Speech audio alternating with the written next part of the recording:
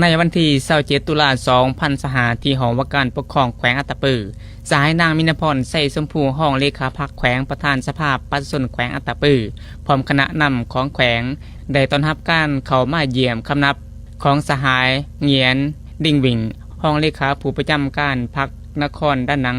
แห่งสาธารณรัฐสังคมนิยมเวียดนามโดยมีคณะพักคณะนำของสองฝ่ายเข้าร่วมโอกาสดังกล่าวสหายนางมินพรใส่สมพูห้องเลขาพักแขวงประธานสภาประชาชนแขวงได้กล่าวแสดงความต้อนรับและขอบใจเป็นอย่างยิ่งมายังคณะนำของนครด้านหนังสาธารณรัฐสังคมนิยมเวียดนามที่ได้มาเคลื่อนไหวเยี่ยมยามแขวงอัตตปือถือเป็นนิมิตหมายอันดีของการร่วมมือในทุกด้านให้เจริญงอกงามจากนั้นคณะนำของสองฝ่ายก็ได้รายงานสภาพการนำพาสีนำการพัฒนาเศรษฐกิจสังคมให้กัน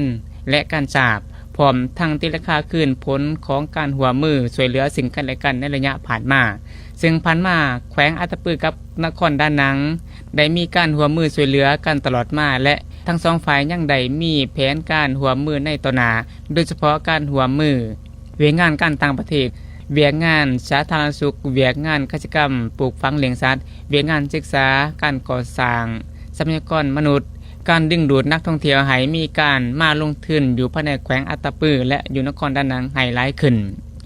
โอกาสเดียวกันสหายเงียนดิ่งบิ่งห้องเลขาผู้ประจำการพรรคนครด้านหนังสาธารณรัฐสังคมนิยมเวียดนามยังได้ตีราคาสูงต่อผลสำเร็จกองประชุมใหญ่ผู้แทนองค์คณะพรรคแขวงอัตตปือสมัยที่12ซึ่งผลสำเร็จดังกล่าวจะเป็น